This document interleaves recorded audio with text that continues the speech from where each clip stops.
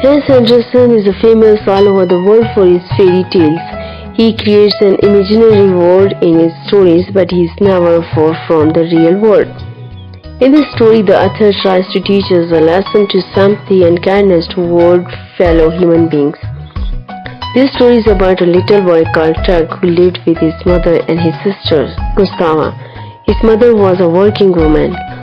Little Tuk had to look after his sister, so he had no enough time to learn his geography lesson.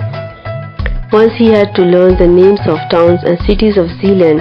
He sat down to study, but his mother called him and sent him out to help the old washerwoman.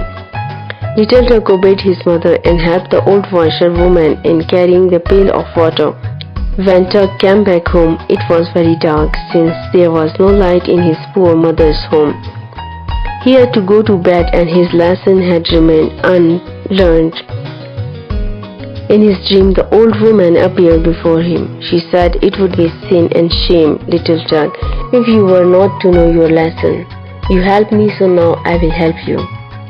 As soon as the words of the old woman were finished, the pages of his book began to turn over and over, and the places about which he had to learn came before his eyes one by one. He had to learn about the town of Caius. So a hen of this place appeared before him, and she told him about the population and the history of the town. Then a great wooden bird, Popinjay, came to him from Presto. He told him about the number of inhabitants, which were as many as he had nails in his body. Then he became a knight of the ancient city of Vordingborg. He was on horseback and visiting the high towers and buildings of the town.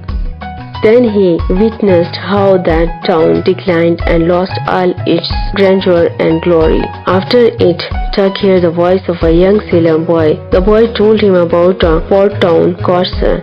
It was famous for steamships and stagecoaches. It was a city of roses. It had an old church building with high towers. Then an old woman from Sorrow appeared before him. The woman was singing something for Holberg comedies. She was reciting the old ballads about Voldemar and Absalom. She turned into frog and then again took the shape of an old woman. She told him about healthy and beautiful boys who learned wisdom of the great. At the end of his dream, he heard the cook crowing, and it brought back to him all the major impressions of the various towns about which he had learned. In his dream, Tuk also saw his sister and grown into a beautiful girl, and they both flew together over Zealand. He also received gifts from these towns and cities in his dream.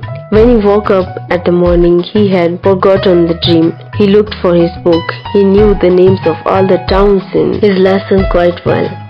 The old washerwoman appeared at the door and blessed little Tuk, saying, "Thanks for yesterday help, dear child. May the angels bring your best dream to pass." But little Tuk had forgotten his dream. It's matter not thought, the angels knew it. So the story concludes with the moral note that kindness never goes unrewarded. Little Tuk helps the old woman in different situations. His kind action is rewarded by good angels who help him in dreaming his geography lesson in a most convenient style. We can say that the moral of the story is God help those who help themselves.